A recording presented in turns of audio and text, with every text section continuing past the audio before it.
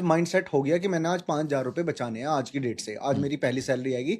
अब fund selection कैसे करूं, कैसे ठीक मैं है। चूज करूं कि ये म्यूचुअल फंड मेरी जो गोल मैंने डिसाइड किया है या जो रिटर्न मैं देख रहा हूं या जो सेविंग मैं कर रहा हूं उसके लिए बेनिफिशियरी है या नहीं है। बहुत बढ़िया सवाल है। हम्म, हमने पूरा तय कर लिया कितना पैसा चाहिए, कब चाहिए और किस पर्पस के लिए ठीक चाहिए। है।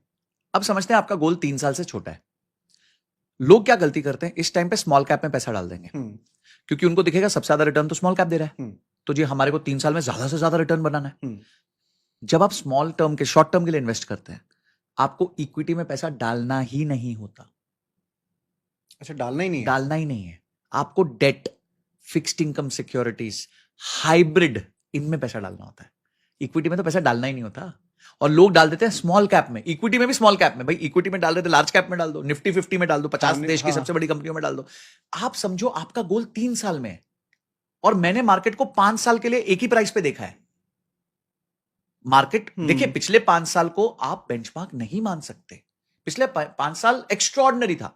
वो 5 साल तब आया जब मैंने उसके पहले 11 साल वेट किया है उस 5 साल के लिए। अब कुछ लोगों का नसीब अच्छा था, वो घुसे और वो 5 साल में घुस गए। अच्छा नसीब था, वेरी गुड, कॉन्ग्रेचुलेशन। पर ये नसीब कंटिन्यू नहीं होगा दोस्त। नहीं होगा। होने देख ही लिया आपने, पिछले 6 महीने में तो 0 रिटर्न ही है निफ्टी के। सो भाई, जितना आपका गोल छोटा है आप इक्विटी नहीं रख सकते। अब आपका गोल अगर 3 से 6 साल के बीच में, तो आप 20 to 30% इक्विटी रख सकते हो और बचा हुआ पैसा फिर भी आपको फिक्स्ड इनकम रखना है। लॉन्ग टर्म का मतलब क्या होता है? लॉन्ग टर्म का मतलब होता है मिनिमम 10 साल। ये सुनना चाह रहा था। 10 साल से ऊपर जब आप निवेश करते हो तो आप स्मॉल कैप भी लो, मिड कैप भी लो, लार्ज कैप भी लो। अब वो स्वाद अनुसार लो। अब भाई कोई दाल है, किसी को तड़का ज्यादा पसंद है, किसी को तड़का कम पसंद है, चाहे दाल दाल है। तो इसी तरीके से अगर आप 10 साल से ऊपर निवेश कर रहे हो और आप में रिस्क लेने की कैपेबिलिटी थोड़ी ज्यादा है, तो आप ज्यादा पैसा मिड कैप और स्मॉल कैप में डाल दो, थोड़ा पैसा लार्ज कैप में डाल दो। उसका कारण क्या है? आज रिलायंस 20 लाख करोड़ की कंपनी है, उसकी 40 लाख करोड़ होने के चांसेस कितने हैं?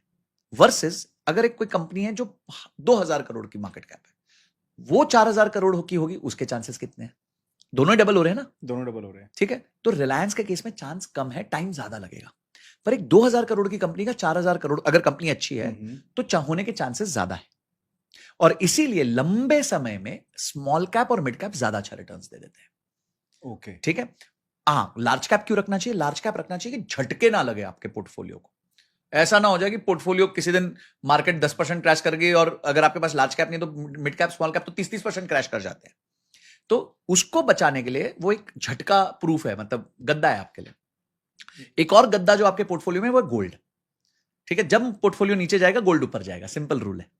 जब मार्केट नीचे जाती है, गोल्ड मार्केट नीचे क्यों जाती है? अनसर्टेनिटी होती है, कुछ ना कुछ ग्लोबल